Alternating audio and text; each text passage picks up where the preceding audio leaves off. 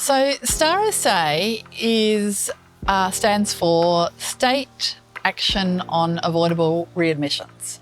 So it's a project that is statewide, and it focuses on older people who've been in hospital with a condition and they go home and then they're readmitted. So an example would be someone who has heart failure. They're in hospital, they get treated, and then they go home, and within a very short time they're back in hospital, and it's because of something that could have been avoided. We know that older people account for a fairly large percentage of those that are admitted to hospital.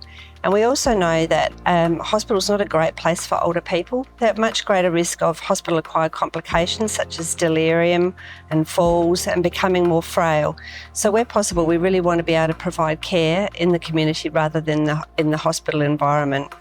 We also know that the communication between hospitals and those that provide care out in the community is often not great, and consumers are telling us that often there's just something that's missing in the middle. The problem the project is trying to solve is avoidable readmissions for older patients. So as people get older, they do use hospitals quite a bit, which is completely appropriate. That's what they're there for.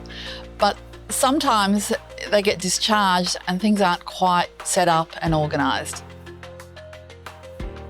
In the project, we brought various groups together, academic and clinical.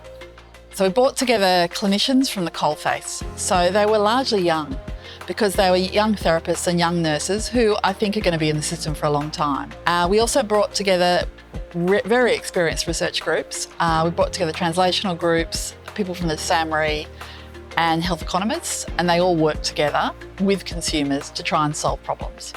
So ROSA is the Registry of Senior Australians, which is a data platform and a registry that aims to improve the quality of aging for older people in Australia. And what we do is actually integrate information for both the healthcare and the aged care sectors so we can understand the push and pull between these two sectors and understand the experiences that older people have once they've entered that part of their lives. What ROSA has is this immense amount of information around individuals' medication history, history of service utilization, their profiles in regards to their comorbidities, their frailty, and other things that are happening to them that we can use to try to understand which one of these individuals are at most risk of being hospitalized.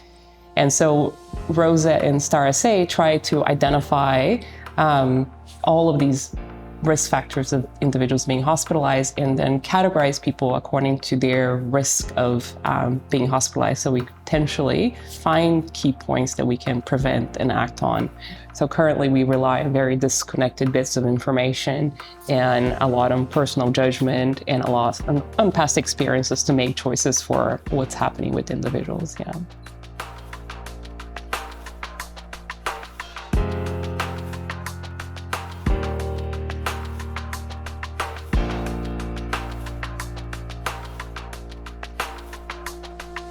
I'm Betty and I'm 84 years old. I'd been in hospital a few days and the doctor had come that afternoon and asked me how I was feeling, and I said I was starting to feel better. He said, well, if you keep improving like that, you'll be able to go home in a day or so. That night, when I was just about to settle down for the night, one of the nurses came in and she said, you're going home? And I said, yes, and tomorrow or the next day. No, she said, you're going home now. I didn't feel fit enough to suddenly get out of bed after being in bed for nearly a week. I didn't have clothes and I didn't have time to contact anyone. So I said, how am I going to get home?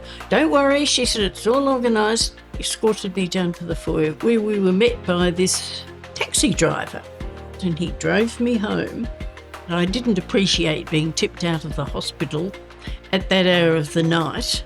I come home to an empty house on my own when I wasn't really feeling up to it. CODA SA Social Enterprise, the plug-in, was engaged to undertake research as part of the STAAR-SA project to understand patients' lived experience of transitioning from hospital back to home.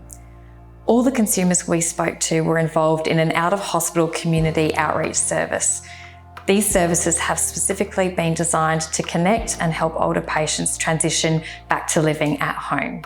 From talking to consumers, we found that the out-of-hospital outreach services were highly valued by those people who had directly received the service or interacted with the service on behalf of a client. Those interviewed frequently mentioned how hard it was to navigate the healthcare and aged care systems and expressed relief to be linked to advice and health services while transitioning back to community living or awaiting assessment and transition to temporary or permanent care. A common theme emerged on the value in having one person within the service as a single point of contact to speak with and knowing how to get back in touch with that person. For me in this whirlwind, that was super useful that I had a one-stop shop, if you like, who really knew their business, and just having spoken with lots of non-government services or trying to find different things, trying to piece it all together, up until that point it had been really piecemeal for me. We also heard that staff seemed to genuinely care and have empathy for their situation, and that the staff were enabled to go above and beyond expectations. Other services stopped where the manual stops. These guys do have a manual, but this is their starting point. They question, how is your mum? And do you know what? When I hear, how is your mum? Then they non-verbally say, I care about what I do. And when I care, I deliver. Overall though, the consumers told us that the out-of-hospital outreach services were highly valued and can have a positive impact for older people avoiding hospital readmission. So when I had the attack here, they took me to a general ward, and then a day later, they took me into the repat section. Something just clicked. I knew I was safe. And the confidence that these people came around and just made sure that you were all right, you know. We had the social worker, and I forget her name, but she was great. And we had a meeting with Alex and my wife Julie, and the doctors and the physio, and it was fantastic. And as my family said, they were not going to let me come home until I was ready.